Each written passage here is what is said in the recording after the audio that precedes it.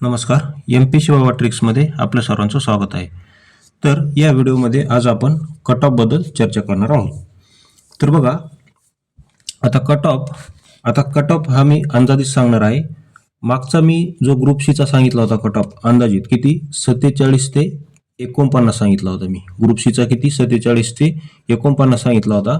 तर त्यावेळेस बरेच जण काय म्हणले की तू कट ऑफ खोटा सांगत आहेस, असं सांगत आहेस, 50च्या खाली कसाच येणार नाही असं ते सांगत होते. कमेंट मला येत होत्या. तो व्हिडिओ पण अजून पण चॅनलवर आहे. तुम्हाला जर विश्वास बसत नसेल तर तो व्हिडिओ तुम्ही मागं चॅनलवर जाऊन पाहू शकता. 1 जूनला ती एक्झाम झाली होती आपली. तर मी तो कट ऑफ सांगितला होता. तर किती लागला होता कट ऑफ? तो 48.50 आणि मी किती सांगितला होता तर 47 ते 49 मी या दरम्यान सांगितला होता. त्यावेळेस बऱ्याच जणांनी मला कमेंटमध्ये सांगितलं की 50च्या खाली येत नसतो, कारण ग्रुप बीचा कट ऑफ हा 62.5 वर गेला होता, म्हणून त्यांना वाटलं की हा 50च्या खाली येणार नाही. पण बघा, कट ऑफसाठी काय काय गोष्टी महत्त्वाच्या असतात. तर कट ऑफ ठरवणारे काही महत्त्वाचे घटक असतात. त्या घटकांवर कट ऑफ काढला जातो. तर बघा, त्यामध्ये सर्वात महत्त्वाचा घटक म्हणजे व्हॅकन्सी किती आहे, म्हणजेच टोटल जागा किती आहेत. तर बघा, अगोदर गेलेले आहेत 674 जागा. आताची जी कंबाईन ग्रुप बी आहे तिला 674 जागा गेलेल्या आहेत आणि त्यानंतर 84 जागा या SRच्या ॲड झालेल्या आहेत. तर टोटल जागा आता ह्या किती झालेल्या आहेत तर 758. किती? 758. आणि एका 16चा रेशो घेतला जातो. तर 758 गुणिले जर 16 केलं तर टोटल 12,128, म्हणजे 12,000 विद्यार्थी मेन्सला त्यांना आयोग मेन्सला घेणार आहे, 12,000 प्लस. आणि मागच्या वेळेस किती होते तर मागच्या वेळेस होते 480 जागा होत्या आणि एका 16 तर ते 7,500 होत होते. म्हणजे यावेळेस 5,000 विद्यार्थी हे मेन्स जास्त देणार आहेत. त्यानंतर बघा, पेपरची काठिण्य पातळी. पेपरची काठिण्य पातळी एक जागा म्हणजे कट ऑफ किती लागेल ही पेपरची काठिण्य पातळी ठरवते की पेपर कसा होता. तर बघा, पेपर हा मीडियम टू हार्ड होता, सोपा तर अजिबात नव्हता. आणि मागच्या वर्षीचा जो 2024चा जो पेपर होता तो कसा होता तर एकदम म्हणजे इझी टू मीडियम होता. एकदम इझी बी नाही, पण इझी टू मीडियम होता, पण हा मीडियम टू हार्ड आहे. आता यामध्ये बघा, करंट अफेअरचे 5 ते 6 प्रश्न फक्त ओळखीचे होते. सायन्स खूप कठीण होतं. भूगोल मागच्या वेळेसपेक्षा खूप कठीण होतं. इकॉनॉमिक्समध्ये पण POQ कमी पाहायला मिळाले. संकल्पना बेस जास्त होतं. त्यानंतर मॅथ्समध्ये कॅल्क्युलेशनवर जास्त भर दिलेला होता, शेकडेवारी वगैरे हे जास्त पाहायला मिळाले. आणि पॉलिटी सोपे होते मात्र वेळखाऊ होते. जसे की त्यामध्ये कलम 8 नागरिकत्व होतं, ज्यावर याच्या अगोदर कधीही प्रश्न विचारलेला नाही आयोगाने. ते कलम 8 नागरिकत्व संबंधी विचारलं. त्यानंतर 349 कलम विचारलं. यावर बघा, विद्यार्थी 349 काय भाषा संबंधी, तर विद्यार्थी करून गेलेले आहेत की भाषा म्हणलं की फक्त कोणत्या घटनाविषयीने कोणती ॲड केली काय. बघा, तुम्हाला जर हे ते कलम 8 होतं. कलम 8 होतं हे बघा, मूळ भारतीय मात्र भारताबाहेर राहणारे. तर याची आपण ट्रिक केलेली इथं. हिंदुस्थानी हिंदू हे मूळ भारतीय आहेत, कारण हिंदुस्थानचा जो येच आहे तो ABCD नुसार 8 नंबरला येतो. हा प्रश्न आला होता.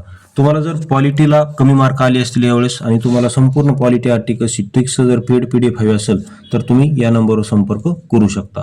हे बघा, मी संपूर्ण नागरिकत्वाचे ट्रिक्स केलेले, तसेच संपूर्ण मी तुम्हाला इथं फक्त डेमो दाखवतोय नागरिकत्वाचा, पण आपल्याकडे संपूर्ण तुम्ही MP शिवावा ट्रिक्स हे आपलं टेलिग्राम चॅनल आहे, ते जॉईन करा, त्यावर तुम्हाला डेमो पाहायला मिळेल. आता आपण कट ऑफ पाहू. तर बघा, आपण 2 गोष्टीवर चर्चा केली. एक म्हणजे मागच्या वर्षीपेक्षा जागा जास्त आहेत आणि दुसरं म्हणजे पेपरची काठिण्य पातळी ही मागच्या वर्षीपेक्षा खूप कठीण होती. त्यामुळे बघा, मागच्या वर्षीचा कट ऑफ हा 62.5 होता. ओके, तर यावर्षी 5 मार्क कट ऑफ कशामुळे कमी येणार तर 5 याच्यातून 5 कमी करा. 5 कमी केल्यावर किती होता 57. तर 5 हा कशामुळे कमी होणार तर जागा जास्त आहेत आणि 5,000 विद्यार्थी मेन्स जास्त देणार आहेत. तर 1000 विद्यार्थ्यांमागे कट ऑफ 1 ने कमी येतो, म्हणजे 5,000 विद्यार्थी जास्त विद्यार्थी एक्झाम देणार आहेत 5,000. म्हणजे मागच्या वर्षी 7,000 जणांनी दिली, यावर्षी 12,000 प्लस देणार आहेत, कारण जागा जास्त आहेत. त्यामुळे विद्यार्थी 5,000 वाढल्यामुळे कट ऑफ 5 ने खाली येणार. त्यानंतर दुसरी गोष्ट, पेपरची काठिण्य पातळी जास्त असल्यामुळे त्यामुळे परत कट ऑफ 5ने कमी येणार, म्हणजे 57 मध्ये आणखी 5 कमी केले तर कट ऑफ हा 52 जवळ यायला बसलेला आहे. पण तरी पण आपण एक अंदाज 53 ते 55 ओपन मेल पकडू, 53 ते 55 दरम्यान राहील आणि फिमेल 50 ते 52 दरम्यान राहील. त्यानंतर ओबीसी आणि एसीबीसी, ओबीसी एसीबीसी आणि इतर ज्या कॅटेगरी आहेत त्यांचा कट ऑफ हा ओपन सारखाच असतो, तर त्यांचा पण 53 ते 55, फिमेल 50 ते 52. त्यानंतर एससी बघा, एससीला आता यावेळेस एसटी याला भरपूर जागा आहेत एससी कॅटेगरीला, त्यामुळे एससीचा कट ऑफ राहील 49 ते 51 आणि एससी फिमेल 47 ते 49. त्यानंतर एसटी 47 ते 49 आणि फिमेल 46 ते 48 आणि ईडब्ल्यूएसचा कट ऑफ राहील 49 ते 51 मेल आणि फिमेल 47 ते 49. तर अशा प्रकारे हा कट ऑफ राहू शकतो. हा एक अंदाजित कट ऑफ आहे, तुम्हाला पटू किंवा न पटू. कारण मागच्या वर्षी मी ग्रुप सीचा कट ऑफ सांगितला होता 47 ते 49, तर तो माझा अंदाज योग्य ठरला होता, कारण कट ऑफ हा 48.5 लागलेला होता. म्हणजे मी जेवढं सांगितलं होतं त्याच्या दरम्यानच कट ऑफ लागलेला होता. त्यामुळे हा पण एक अंदाज आहे, तुम्हाला आवडू किंवा न आवडू. ओके. आणि असंही तुम्हाला जर आता कमी आले असतील मार्क तर ग्रुप सीला तर येणारच आहेत, त्यात काही विषय नाही. म्हणजे तुम्हाला मेन्स तर करायचीच आहे का नाही, मेन्स तर करायचीच नाही, सॉरी मेन्स करायची आहे का नाही, तुम्हाला मेन्स तर करायचीच आहे ना.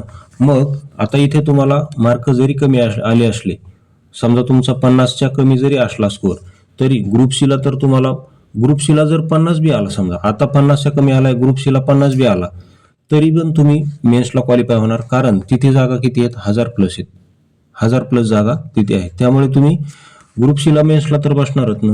मग ग्रुप सीचा मेन्सचा सिलेबस आणि ग्रुप बीचा वेगळा आहे का, तर नाही, दोन्ही सिलेबस तरी एकच आहे. त्यामुळे तुम्हाला कट ऑफच्या भानगडीमध्ये न पडता मेन्स तर करायचीच आहे. त्यामुळे तुम्ही काय करा, 11 तारखेनंतर बिंदास मेन्सला लागा. तुम्हाला सर्वांना मेन्ससाठी शुभेच्छा. व्हिडिओ पाहिल्याबद्दल धन्यवाद.